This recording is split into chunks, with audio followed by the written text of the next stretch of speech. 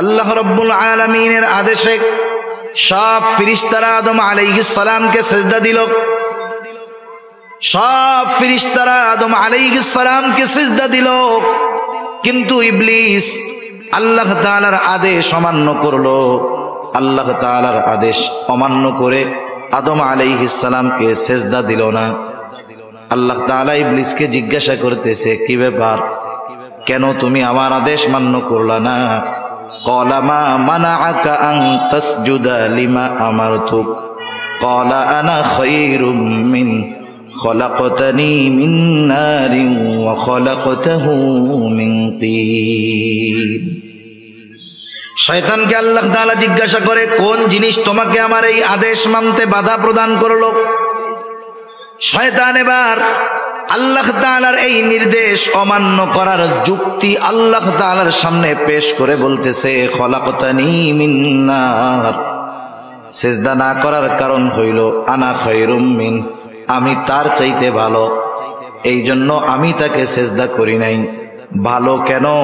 খলাকতানি মিন নার, আপনি আমাকে আগুন থেকে সৃষ্টি করেছেন, ওয়া খলাকতাহু মিন তিন, আর তাকে মাটি থেকে সৃষ্টি করেছেন।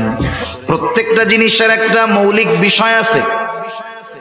যেমন আগুন, এর অন্যতম একটা সিফাত হলো আগুন যখন কোথাও লেগে যায়, আগুন কিন্তু নিচের দিকে যায় না, উপরের দিকে যায়। আগুনের বৈশিষ্ট্য হলো আগুন উপরের দিকে যায়।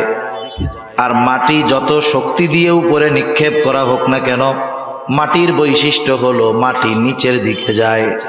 শয়তান বোঝাতে চায় আমার সৃষ্টির মৌলিক বস্তু যেহেতু আগুন, তার গতি হলো ঊর্ধ্বমুখী।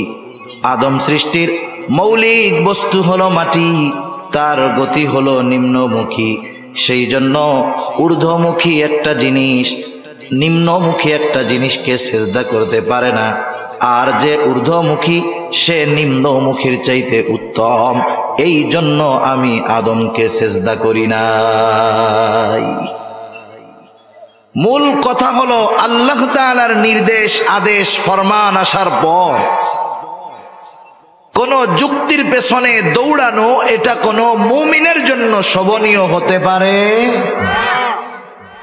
মুমিন যখন দেখবে এখানে আল্লাহ তাআলার সুস্পষ্ট নির্দেশ আছে, হয়তো করার নির্দেশ নয়তো বর্জনের নির্দেশ, কেন আল্লাহ তাআলা করলেন এই কেনর পেছনে না পড়ে নির্দেশ করেছেন আল্লাহ। বিনা যুক্তিতে যে এই আদেশ মেনে নিবে সে তো কামিয়াব। আর যে কারণ খুঁজতে যাবে, কারণ খুঁজতে গিয়ে যদি কারণ বের করতে না পারে, আল্লাহ না করুন শয়তানের ধোকায় পড়ে ঈমানহীন হয়ে যাওয়ার আশঙ্কা আছে। আমাদের দেশে মুসলিম ঘর থেকে নাস্তিক হয়, ও নাস্তিক হয়ে জন্ম নেয় না। মুসলিম ঘর থেকে নাস্তিক হয় কেন? ও একটু পড়াশোনা করে, পড়াশোনা করে সব বিষয়ের পেছনে যুক্তি খুঁজতে থাকে, বলে যা দেখি না তা বিশ্বাস করি না।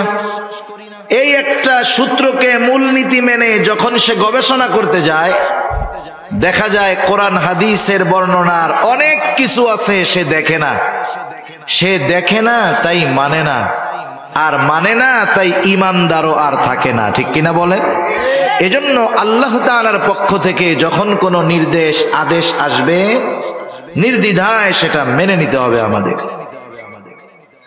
শয়তান তাই বলতেছে, খলাকতানি মিন নার ওয়া খলাকতাহু মিন তিন, আপনি আমাকে বানিয়েছেন আগুন দিয়া, আদমকে বানিয়েছেন মাটি দিয়ে, তাই আমি তার চাইতে ভালো, তাই তাকে সিজদা করি নাই। আল্লাহ তাআলার আদেশ ইবলিস মানে নাই। আল্লাহ তাআলা বললেন, ক্বালা ফাখরুজ মিনহা ফাইন্নাকা রাজীম ওয়া ইন্না আলাইকা লা'নাতি ইলা ইয়াউমিদ্দিন। আল্লাহ তাআলা বললেন, তুই বের হয়ে যা, তুই অভিশপ্ত, বের হয়ে যা। ওয়া ইন্না আলাইকা লা'নাতি ইলা ইয়াউমিদ্দিন। আল্লাহ তাআলা বললেন, তোর উপরে আমার লানত একেবারে কিয়ামতের দিবস পর্যন্ত, তোর উপরে আমার লানত। এইবার ইবলিস অহংকারের কারণে কিন্তু সে সিজদা করে নাই। আদম আলাইহিস সালামকে সিজদা না করার যেই কারণগুলোর মধ্যে অন্যতম একটা কারণ হলো ইস্তাকবারা, সে অহংকার করেছে, তাকাব্বুরি করেছে। সেই জন্য সমাজে কোনো পাপী যদি অহংকারী হয়, ওই পাপীর পাপ থেকে ফিরে আসাটা তার জন্য কঠিন হয়ে যায়। সমাজে কিছু পাপী আছে না বুঝা পাপ করে, আর কিছু পাপী আছে সাথে অহংকারও করে। দুইজনের মধ্যে তফাৎ আছে। মনে করেন জুমার দিনে আসছে মসজিদে, ইমাম সাহেব আলোচনা করতেছে। পাপী যদি সাধারণ পাপী হয়, ও যখন জানবে যে আমার এই পাপের ক্ষতি হলো এইটা, এই পাপের কারণে আমার দুনিয়া আখিরাত বরবাদ হবে, ও ওই পাপ না ছাড়লেও কমপক্ষে নিজের মধ্যে একটা চিন্তা আসবে যে এই গুনাহটা ছাড়ার দরকার। কিন্তু পাপী যদি অহংকারী হয়, তাহলে ইমাম সাহেবের এই বক্তব্য তার চিন্তার খোরাক হবে না, বরং এমনও হতে পারে ইমাম সাহেবের এই বক্তব্য তার অহংকারের কারণে ইমাম সাহেবের বিপদের কারণ হতে পারে। ঠিক কিনা বলেন? মাঝে মধ্যে দেখেন না, অনেক জায়গায় ইমাম সাহেব মাদকের বিরুদ্ধে বয়ান দিছে। এখন ওই এলাকার বড় মাদক ব্যবসায়ী হইল ওই এলাকার বড় লিডার, দিমাগ নিয়ে অহংকার নিয়ে চলে। সে এই বয়ানে পরিবর্তন কোথায়, বরং উল্টা ইমামের উপরে আবার হামলা করে। হয় কি হয় না? হয়। সুদখোরের বিরুদ্ধে ইমাম সাহেব বলছে, সুদখোর এত জঘন্য এক পাপ সুদ। এই সুদ ছাড়া তো বহু দূরের কথা, সুদের কথা কেন বললো? আমরা খাই। অহংকার করে ইমামের উপরে আক্রমণ করে, এমন ঘটনা কম বেশি আমাদের দেশে ঘটে কি ঘটে না? ঘটে। আল্লাহ তাআলা যখন বললেন তুই বের হয়ে যা, শয়তান তখন অনুতপ্ত হয় নাই, আল্লাহ তাআলার কাছে ক্ষমা চায় নাই, বরং অহংকারের কারণে সে ক্ষমা আল্লাহ তাআলার কাছে চায় নাই, বরং উল্টা সে আল্লাহ তাআলার কাছে আরজি পেশ করতেছে, ক্বালা রাব্বি ফাআনযিরনি ইলা ইয়াউমি ইউবআসুন قال فإنك من المنظرين إلى يوم الوقت المعلوم। শয়তান আল্লাহ তাআলার কাছে বলতেছে, আপনি আমাকে কিয়ামতের দিবস পর্যন্ত অবকাশ দেন, সুযোগ দেন, হায়াত দেন। কারণ যেই বনি আদমের কারণে আমার উপরে লানাত, আমার সব আমল বরবাদ হয়ে গেল। ওই বনি আদম দুনিয়ার মধ্যে কিয়ামত পর্যন্ত আবাদ করবে। বনি আদম মানুষের আদি পিতা আদমের সাথে যেহেতু আমার দুশ্মনী, এ দুশ্মনী আদম পর্যন্ত শেষ নয়। আদমের বংশধর যেহেতু কিয়ামত পর্যন্ত দুনিয়ায় থাকবে। আয় আল্লাহ রব্বি আনযিরনি ইলা ইয়াউমি ইউবআসুন, আপনি আমাকেও পুনরুত্থান দিবস পর্যন্ত অবকাশ দিয়ে দেন। ওরা যতদিন থাকবে দুনিয়ায় আমিও থাকতে চাই। এ দুশ্মনী চলবে। এ দুশ্মনী ওর বাবার সাথে শুধু তা নয়, কিয়ামত পর্যন্ত এই আদমের বংশধর দুনিয়ায় থাকবে, সকলের সাথেই আমার দুশ্মনী। এই দুশ্মনী যে আছে শয়তানের সাথে, স্মরণ করিয়েছেন কে? কথা বলেন না কেন? কে? আরো জোরে বলেন কে? আল্লাহর নাম বলতে কষ্ট হয় মনে হয়, ওই কোনার মানুষগুলোর একটু কষ্ট কষ্ট লাগে। আপনি বলেন তো, আপনি যদি জোরে আল্লাহর নাম বইলে এখন মইরা যান, মুফতি সাহেব আছে, জিজ্ঞাসা করেন, আপনার মতো সৌভাগ্য আর কেউ নাই। আল্লাহর নাম যদি জবানে শেষ কথা হয় আর জোরে কইতে গিয়া যদি মইরা যান, আপনার চাইতে সৌভাগ্যবান আর কে আছে? তাহলে আপনাকে খুসা দিয়াও আল্লাহর নাম বাইর করা যায় না, তাহলে মরার সময় কালিমা কেমনে বাইর হইব এটা একটু চিন্তা করেন। শয়তানের সাথে আমাদের দুশ্মনী, এ খবর জানাইছেন কে? মাশাআল্লাহ, মোটামুটি হইছে। আল্লাহ তাআলা সে কথা জানায় দেন, ইবলিস আল্লাহ তাআলার কাছ থেকে পুনরুত্থান দিবস পর্যন্ত অবকাশ চেয়ে নিয়েছে, হায়াত চেয়ে নিয়েছে। আল্লাহ তাআলাও বললেন যে যাও, তোমাকে নির্দিষ্ট মেয়াদ পর্যন্ত অবকাশ দেওয়া হলো, ইলা ইয়াউমিল ওয়াক্তিল মা'লুম। শয়তান যখন তার এই দাবিটা আল্লাহ তাআলার কাছ থেকে ফাঁস করায় নিয়েছে, এবার আমাদের ব্যাপারে শয়তান আল্লাহ তাআলার সামনে কি বলে শুনে নেন। শয়তান এবার বলতেছে, قال فبعزتك لأغوينهم أجمعين إلا عبادك منهم المخلصين শয়তান কেমন যেন বলতেছে, রব আল্লাহ, যেহেতু আপনি আমাকে একেবারে কিয়ামত পর্যন্ত অবকাশ দিলেন, সুযোগ দিলেন, আমি তো বনি আদমের মধ্যে থাকতে পারবো, আমি তাদেরকে ধোঁকা দিব। আপনার ইজ্জতের কসম রব, আপনার ইজ্জতের কসম, সবগুলোকে আমি পথভ্রষ্ট করে ফেলবো, জাহান্নামী বানায় ফেলবো। ইল্লা ইবাদাকা মিনহুমুল মুখলাসিন, তবে আপনার একনিষ্ঠ বান্দাগুলো ছাড়া। আল্লাহ তাআলাও জানায় দিলেন, আমি আমার বান্দাদেরকে তোর ব্যাপারে সতর্ক করব, সব কথা জানায় দিব। এরপরেও যারা আমার কথাগুলো জানবার পরে তোর দলভুক্ত হবে, শুনানে লাআমলাআন্না জাহান্নামা মিনকা ওয়া মিম্মান তাবিআকা মিনহুম আজমাইন। আমি তো আমার বান্দাদের সতর্ক কইরা দিব তোর ব্যাপারে, এরপরেও যারা তোর দলভুক্ত হবে, শুনানে তুই আর তোর অনুসারীদেরকে দিয়া আমি আমার জাহান্নামকে পরিপূর্ণ করব। সেজন্য আল্লাহ তাআলা শয়তানের সাথে আমাদের সম্পর্কের কথা বারবার স্মরণ করায় দেন। শুধু তাই না, কথার কথা মনে করেন আপনি একজন নেতার পেছনে দৌড়াবেন। এখন নেতা আপনাদের সামনে নিয়ে বক্তব্য দিল, শোনো, তোমরা আমাকে নেতা মানছো ভালো কথা, কিন্তু তোমরা যদি কোনো বিপদে পড়ো আমি কিন্তু তোমাদের সাথে নাই। বলেন তো, এই রকম বক্তব্য যদি কোনো নেতা দেয়, এই বক্তব্যের পরে তার সামনে মাইকের স্পিকার আর ডান পাশে মাইকওয়ালা ছাড়া আর কেউ থাকবে নাকি? বলবে যে তোমার জন্য আমরা ময়দানে নামবো, বিপদে পড়লে তুমি সাথে নাই, তাইলে তোমার মতো নেতা আমাদের দরকার নাই। দুনিয়াতে যারা শয়তানকে নেতা মানবে, শয়তানের নেতৃত্ব মেনে নিবে, কিয়ামতের দিন কঠিন মুসিবতের সময়, সবচাইতে বড় মুসিবতের সময় কিন্তু তাদের নেতা তাদের সাথে থাকবে না।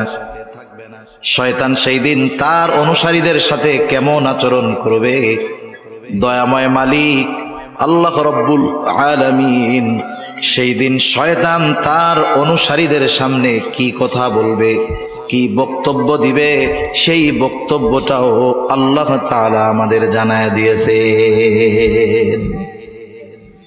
আল্লাহ তাআলা কোরআনুল কারীমের মধ্যে বলেন, وقال الشيطان لما قضي الأمر إن الله وعدكم وعد الحق ووعدتكم فأخلفتكم وما كان لي عليكم من سلطان إلا أن دعوتكم فاستجبتم لي فلا تلوموني ولوموا أنفسكم ما أنا بمصرخكم وما أنتم بمصرخي إني كفرت بما أشركتموني من قبل।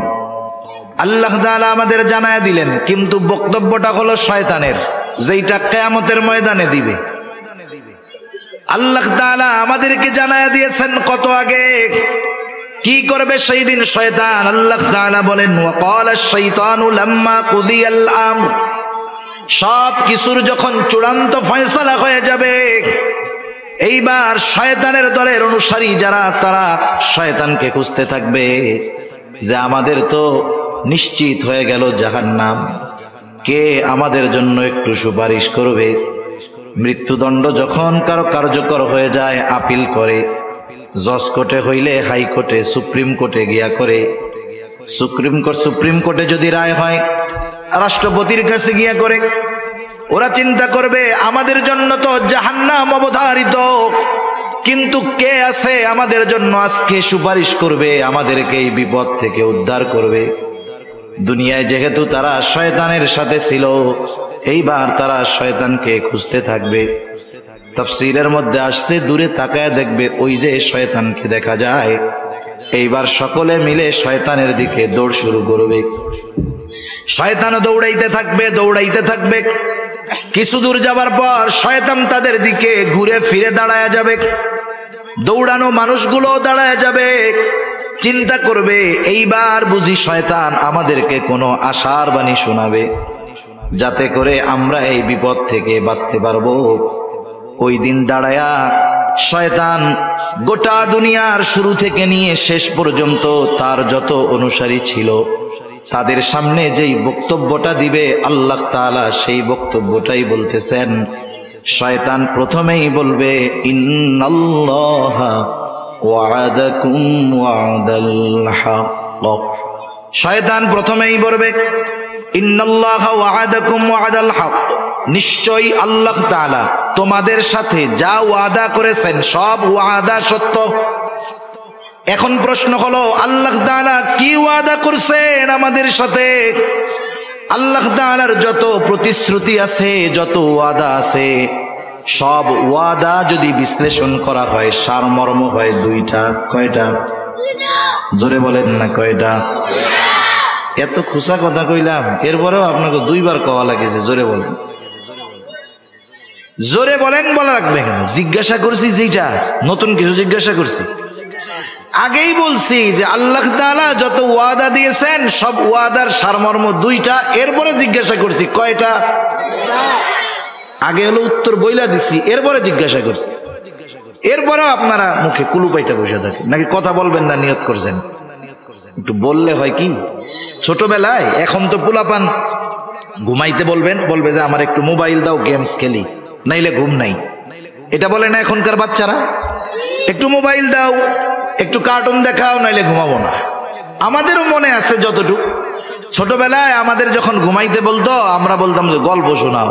গল্প কে শোনাবে? দাদা, দাদি, মা, যে কোনো একজন তো শোনাবে। এইবার দাদির কাছে শুইছি, গল্প শুরু করছে। এক দেশে এক রাজা ছিল। আমরা কি কইতাম? রাজার একটা ঘোড়া ছিল, ঘোড়ার দুইটা পাখনা ছিল। এইবার আর হু হা কিচ্ছু হয় না। বলেন তো দাদির গল্প আছে না শেষ? দাদির গল্প চলতো না শেষ? দাদির গল্প চলতো ততক্ষণ, হুহা থাকতো যতক্ষণ। আমি আপনাদের সামনে বলতেছি, আপনারা কি সজাগ আছেন না ঘুমায় আছেন? এই জন্যই জিজ্ঞাসা করি, যে এই প্রশ্নগুলা করি। নতুন কিছু তো আর করি না, আগে উত্তর বলি এরপরে জিজ্ঞাসা করি। অথচ এই জিজ্ঞাসার কোনো দরকার নাই। বললাম যে সারমর্ম দুইটা, শেষ। কিন্তু এরপরে আবার জিজ্ঞাসা করি সারমর্ম কয়টা। আপনাদের জিজ্ঞাসা করার কারণ হলো এই গুরুত্বপূর্ণ কথাটা আপনারা মন দিয়ে শুনছেন কিনা। কিন্তু আমার মনে হচ্ছে যে না, আপনারা শুধু শুনতেছেন কিন্তু বলতে রাজি নেই। একটু কথা বলা যাবে না ইনশাআল্লাহ? আল্লাহ তৌফিক দান করুন। আল্লাহ তাআলা যত ওয়াদা করেছেন সব ওয়াদার সারমর্ম হলো দুইটা। এক নাম্বার হলো, ইন্নাল্লাযীনা আমানু ওয়া আমিলুস সলিহাতি লাহুম জান্নাতুন তাজরি মিন তাহতিহাল আনহার। এক নাম্বারটা হইল ঈমান আনো, নেক আমল করো, তোমাদের জন্য রয়েছে এমন জান্নাত যেই জান্নাতের পাদদেশ দিয়ে আছে প্রবাহিত নহর। আল্লাহ তাআলার যত ওয়াদা তার দ্বিতীয়টা হলো, ওয়াল্লাযীনা কাফারু ওয়া কাযযাবু বিআয়াতিনা উলাইকা আসহাবুল জাহিম। আল্লাহ তাআলার যত ওয়াদা আছে সব ওয়াদার দ্বিতীয়টা সারমর্ম হলো, যারা আল্লাহ তাআলার আয়াত সমূহকে মিথ্যা প্রতিপন্ন করে, আল্লাহ তাআলার নিদর্শন সমূহকে মিথ্যা প্রতিপন্ন করে, আল্লাহর সাথে কুফরি করে, ঈমান আনে না, নেক আমল করে না, তারা হলো আসহাবুল জাহিম। তাদের ঠিকানা হলো জাহান্নাম। এটা হলো আল্লাহ তাআলার সকল ওয়াদার একেবারে সারাংশ, মূল কথা। এই কথাই শয়তান মনে করায় দিবে। আল্লাহ তাআলা ওয়াদা দিয়েছিল, ঈমান আনো, নেক আমল করো, জান্নাত। ঈমান আনো নাই, নেক আমল করো নাই, জাহান্নাম। এই ওয়াদাটা আল্লাহ তাআলা দিয়েছিলেন। নিশ্চয়ই আল্লাহ তাআলার এই ওয়াদা সত্য, কোনো সন্দেহ নাই। শয়তান ওই দিন বলবে, শয়তান বলার আগে আল্লাহ তাআলা আমাদের জানায় দিচ্ছে। এইবার শয়তান নিজের প্রতিশ্রুতির ব্যাপারে বলবে। শয়তানও কিন্তু মানুষের দুনিয়ায় প্রতিশ্রুতি দেয়। শয়তান অনেক সময় আমাদের অন্তরের মধ্যে বিভিন্ন কথা ডাইলা দেয়। এইরকম তো আর মানুষের মতো ওয়াজ মাহফিল কইরা শয়তান তার কথাগুলো কইতে পারে না। কিছু মানুষরে দিয়া করাই ঠিক। মাঝে মধ্যে দেখবেন অনেকে নিজে নিজে চিন্তা করে, বা নামাজের কথা বললে, দাড়ির কথা বললে, গুনার থেকে বাঁচার কথা বললে, হুজুর এখন মাত্র বয়স 22 বছর, আর একটু বুড়া টুড়া হই, এরপরে দাড়ি টাড়ি রাখবে না। নামাজের কথা বললে এই তো শুরু করে দিব না কালকে থেকে। হজের কথা বললে বলে এখন তো জুয়ান আছি, টাকা পয়সা আছে, তাতে কি, বুড়া কালে হজ করবো আর ঘর থেকে বাইরে না, তখন ভালো হয়ে যাবো না। এইরকম কিছু বিষয়, কথা, চিন্তা আমাদের অন্তরে ডাইলা দেয় শয়তান। বলে টেনশন করিস না, হায়াত তো বহুত বাকি, পরে ভালো হয়ে যায়, এখন একটু চুরিচারি কর, দুর্নীতি কর, অন্যেরটা মাইরা খা, বুড়াকালে হজ কইরা একেবারে সদ্য ভূমিষ্ঠ শিশুর ন্যায় নিষ্পাপ হইয়া ঘরে বসে থাকবি। এই ধরনের ধোঁকা, এই ধরনের ওয়াদা মানুষের অন্তরে শয়তান ডাইলা দেয়। এবার শয়তান তার প্রতিশ্রুতি ওয়াদার ব্যাপারে বলবে, ওয়াওয়া'আদতুকুম ফাআখলাফতুকুম, আমি তোমাদেরকে বাঁচানোর যেই প্রতিশ্রুতি দিতাম, তোমাদের সাথে যেই প্রতিশ্রুতি দিয়েছিলাম, ফাআখলাফতুকুম, আমি সেই প্রতিশ্রুতি ভঙ্গ করলাম। এইবার শয়তান তার অনুসারীদেরকে হাসরের ময়দানে তিরস্কার করবে। তিরস্কার করে বলবে, শয়তান বলবে, ইন্নাল্লাহা ওয়া'আদাকুম ওয়া'দাল হক ওয়া ওয়া'আদতুকুম ফাআখলাফতুকুম ওয়া মা কানা লিয়া আলাইকুম মিন সুলতান। শুনা নাও, আমি তোমাদের সাথে যেই প্রতিশ্রুতি দিয়েছিলাম সেটা ভঙ্গ করলাম। আর এটাও শুনা নাও, ওয়া মা কানা লিয়া আলাইকুম মিন সুলতান, তোমাদের উপরে আমার কোনো আধিপত্য ছিল না, ক্ষমতা ছিল না, পাওয়ার ছিল না। তোমাদের উপরে আমার কোনো অধিকার নাই, কোনো ক্ষমতা নাই। কেন নাই? শয়তান কি আমাকে বানাইছে? আমাদের বানাইছে কে? আরো জোরে কে? আল্লাহ হলে আমাদের, আল্লাহ হলেন আমাদের খালিক, আল্লাহ আমাদের রব, আল্লাহ আমাদের রাজ্জাক, আল্লাহ আমাদের মালিক। যিনি বানিয়েছেন, সমস্ত অধিকার ক্ষমতা আমাদের উপরে তার, ঠিক কিনা বলেন? যিনি রিজিক দেন, ক্ষমতা হলো তার।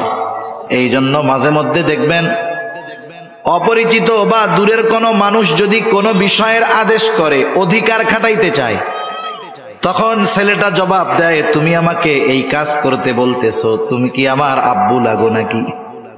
কেন বলে? তার মানে তুমি যেই কথাটা বলছো, যেই অধিকার আমার উপরে প্রয়োগ করতেছো, এটা প্রয়োগ করার ক্ষমতা আমার বাপ রাখে, তুমি না। শয়তানও সেই দিন মনে করায় দিবে, যেহেতু আমি তোমাদের খালিক না, মালিক না, রাজ্জাক না, রব না, সুতরাং আমার তোমাদের উপরে কোনো অধিকার ছিল না। কিন্তু একটা জিনিস আমি করতাম, ইল্লা আন দাউতুকুম ফাস্তাজাবতুম লি, আমি শুধু তোমাদেরকে আমার দিকে ডাকতাম, আর তোমরা সব কিছু বাদ দিয়ে আমার ডাকে সাড়া দিয়ে আমার দিকে ছুটে আসতা। কিছুই দেই নাই তোমাদের, কিন্তু আমি ডাক দিলে তোমাকে আর সহ্য হইতো না। যেমন মনে করেন একটা ছোট বাচ্চা, তার বয়স 13-14 বছর, 14-15 বছরের ছেলে বিকাল বেলায় মাঠে কি করে? ফুটবল খেলে, ক্রিকেট খেলে, তাই না? একদিন ওর বাবা বলতেছে যে শোনো, আজকে আসরের পরে আমার সাথে তুমি বাসায় এই কাজটা করবা। ছেলেটা এবার আব্বার সাথে বাসায় কাজ শুরু করছে। বলেন তো, ছেলেকে দিয়ে কাজ করানোর অধিকার বাবার আছে না নাই? এইবার ছেলেটা বাবার সাথে কাজ করতেছে। রাস্তার পাশেই বাড়ি, বন্ধুরা ব্যাট বল নিয়ে মাঠে খেলতে যাইতেছে। যাওয়ার সময় নিচের থেকে, বাড়ির পাশে রাস্তা থেকে ডাক দিছে, রাস্তার সাথে বাড়ি, আব্দুর রহিম, আমরা ব্যাট বল নিয়ে মাঠে গেলাম। এবার আমার একটু বলেন তো, ওই যে ছেলেটা বাবার সাথে কাজ করতেছে, যেই বন্ধুরা তাকে ডাক দিল, বন্ধুরা তাকে 2-4 দিনের ওষুধ কিনে দিছে? কোনোদিন পোশাক কিনে দিছে? দিছে কে? বাপ। কাজ করতেছে কার সাথে? বাবার কাছে সাথে। বলেন তো বন্ধুর ওই ডাক যখন আব্দুর রহিমের কানে আসবে, আব্বার কাছে মন বসবে? ও কি চিন্তা করবে বন্ধুরা ডাকতেছে, ডাকুক, আমার আব্বা আমার এত কিছু দেয়, আজকে আমি আর খেলতে যাব না? এইবার বন্ধুর আওয়াজ ডাক কানে আসার সাথে সাথে ওই জায়গায় মন বসবে না, আব্বারে বলবে আব্বা আমার আর ভালো লাগতেছে না, আমি আর পারবো না, আমি একটু মাঠে যাবো। যেমনে হোক ওই জায়গার থেকে সুইটা বন্ধুদের সাথে খেলতে যাবে, ঠিক কিনা বলেন? শয়তান এইরকমই মনে করায় দিবে, শোনক আমি কিছুই দেই নাই, কিছুই করি নাই, কোনো অধিকার তোমাদের উপরে নাই, শুধু ডাক দিতাম যে আমার দিকে আসো, তোমরা সব কিছু সাইডা আমার দিকে চইলা আসতা। অথচ আমাদের দেশে গোটা দুনিয়ার মধ্যে মসজিদ গুলাতে দৈনিক 5 বার আজান হয় কি হয় না? এই আজান দেয় মুয়াজ্জিন। আমরা যদি মনে করি মুয়াজ্জিনকে বেতন দিয়ে রেখেছি, মুয়াজ্জিনের কাজ হইল আজান দেওয়া, এটা যদি মনে করি এটা আমাদের বড় ভুল হবে। মুয়াজ্জিন সে হলো আল্লাহ তাআলার মুখপত্র, প্রেস সচিব, আল্লাহ তাআলার মুখপত্র, প্রেস সচিব। এই জন্য কোন ব্যক্তি যদি ইখলাসের সাথে মুয়াজ্জিনি করে, কিয়ামতের দিন হাদিসের মধ্যে আসছে আল্লাহ তাআলা তার ঘাড়টাকে লম্বা বানায় দিবে। কিয়ামতের মানুষ বুঝতে পারবে এই ব্যক্তি দুনিয়ার মধ্যে মুয়াজ্জিন ছিল। এখন এই মুয়াজ্জিন আমাদেরকে কার দিকে ডাকে বলেন তো? আল্লাহর দিকে ডাকে। আল্লাহ তাআলা সেই কথা স্মরণ করায় দেন। আল্লাহ তাআলাও বলেন ওমান আহসানু কওলাম মিম্মান দাআ ইলাল্লাহ, তার চাইতে উত্তম আহ্বানকারী আর কে আছে যে মানুষকে আল্লাহর দিকে ডাকে? মুয়াজ্জিন দৈনিক 5 বার আজান দেওয়ার মাধ্যমে আমাদেরকে আল্লাহর ঘরের দিকে ডাকে। আজান যখন দেয় আমরা বুঝি আমাদেরকে যেতে হবে কার ঘরে? আরো জোরে বলেন না, কার ঘরে? বলেন তো কারো ঘরে কারো অনুমতি ছাড়া ঢোকা জায়েজ আছে নাকি? ওয়াজ খালি আমরা শুনি কিন্তু ওয়াজ নিয়ে ফিকির করি না, চিন্তা করি না। ঘর হলো আল্লাহর, ডাকতেছে মুয়াজ্জিন, তার মানে মুয়াজ্জিনকে আল্লাহর ঘরে ডাকার অনুমতি আল্লাহ তাআলা দিবেন, ঠিক কিনা বলেন? তাহলে যদি সহজ কথায় বলি, এই ডাকটা মূলত মুয়াজ্জিনের না, ডাকটা কার? আপনার কাছে আপনার এলাকার সম্মানিত চেয়ারম্যান সাহেব অথবা এমপি সাহেব একজন লোক পাঠায় বলছে যে ভাই এমপি সাহেব আপনাকে ডাকছে, আমাকে ডাকতে বলছে। বলেন তো ওই লোকটা যত ছোট হোক, সামাজিকভাবে তার যত সম্মান কম হোক না কেন, আমি আপনি যদি ওই লোকের কথাটাকে ফিরায় দেই, তার কথা ফেরানো হবে না, বরং এমপি সাহেবের কথা ফিরায়া দেওয়া হবে। মুয়াজ্জিন সে যে হয় হোক, ডাকতেছে আল্লাহর দিকে, আল্লাহর আদেশে সে ডাকতেছে। এখন চিন্তা করেন আল্লাহ তাআলার এই আহ্বান, আল্লাহ তাআলার এই দাওয়াত যে বান্দা আমার ঘরে আসো, আমার ঘরে আসো, নামাজ পড়ো, নামাজের মধ্যে কল্যাণ। শয়তান সেই দিন মনে করায় দিবে আমি ডাক দেওয়ার সাথে সাথে সব থইয়া চইলা আসছো, কিন্তু আল্লাহ তাআলা দৈনিক তোমারে 5 বার তার ঘরে দাওয়াত দিছে, যাও নাই। ইল্লা আন দাআউতুকুম ফাস্তাজাবতুম লি, যেই আল্লাহ তোমারে খাওয়াইছে, যেই আল্লাহ তোমাকে বানিয়েছে, যেই আল্লাহ তোমার রব, তার ডাকে সাড়া না দিয়া আমার ডাক শুইনা চইলা আসছো। তোমার মতো নাফরমান আর কেউ নাই। তোমার এই পরিণতি যে হয়েছে, এই জন্য তুমি আমারে বকা দিও না। ফালা তালুমুনি ওয়ালুমু আনফুসাকুম, আমাকে তিরস্কার কইরো না, আমারে ভৎসনা কইরো না। তোমরা নিজেরা নিজেদেরকে তিরস্কার করো, ভৎসনা করো। আর শুনা নাও, আজকের এই দিনে মা আনা বিমুসরিখিকুম ওয়া মা আনতুম বিমুসরিখিয়া, আমি নিজের জন্য কিছু করতে পারবো না, তোমাদের জন্য কিছু করতে পারবো না।